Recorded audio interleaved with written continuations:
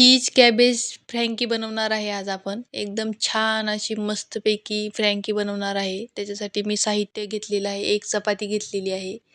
चपातीला सॉस लावून घ्यायचं आहे. लहान मुलांना खूप आवडतं. त्याच्यासाठी चीज आणि सॉस या गोष्टी घरात असतील तर तुम्ही काहीही बनवू शकता. एकदम जे आपण घरात रोजचा स्वयंपाक बनवतो त्याच्यापासूनही काहीही बनवू शकता. चपातीला मी छान असा सॉस लावून घेतलेला आहे सगळीकडून. माझ्या मुलीलाही आवडतं आणि मलाही आवडतं. सकाळी बनवलेली पत्ताकोबीची भाजी आहे, तिला आवडत नाही आहे.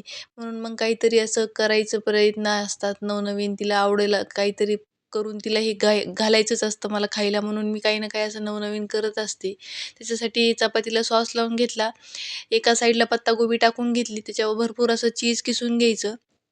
चीज वगैरे आणि सॉस वगैरे असलं की मुलांना ते गोष्टी हळू खायलाही छान लागतात आणि त्यांना बघूनही छान वाटतं की काहीतरी नवीन आहे, भाजी चपाती नाही आहे ही. म्हणून मग मस्तपैकी असं काही ना काही ट्राय करत असते मी. चपातीला मस्तपैकी सॉस वगैरे लावून घेतलेला आहे.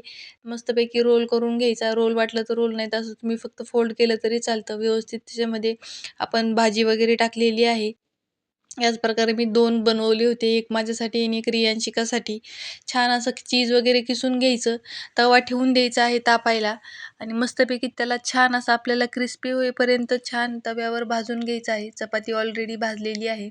पण तेल टाकून कमी गॅसवर भाजायचं म्हणजे चीज छान मेल्ट होतं.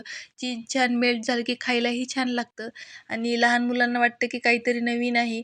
त्यामुळे असं काही ना काही ट्राय करत असते मी. म्हणजे पौष्टिक पण पोटात जातं. काहीतरी त्यांना नवीन दिसतं. म्हणून असं नवनवीन रेसिपीज आपण ट्राय करायला पाहिजे. तुम्हालाही आवडत असेल तर तुम्हीही नक्की ट्राय करा. साधी, सोपी आणि एकदम अगदी 2 मिनिटात होणारी रेसिपी आहे.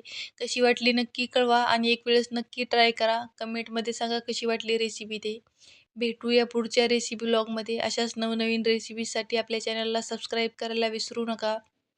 बाय आणि एन्जॉय द रेसिपी.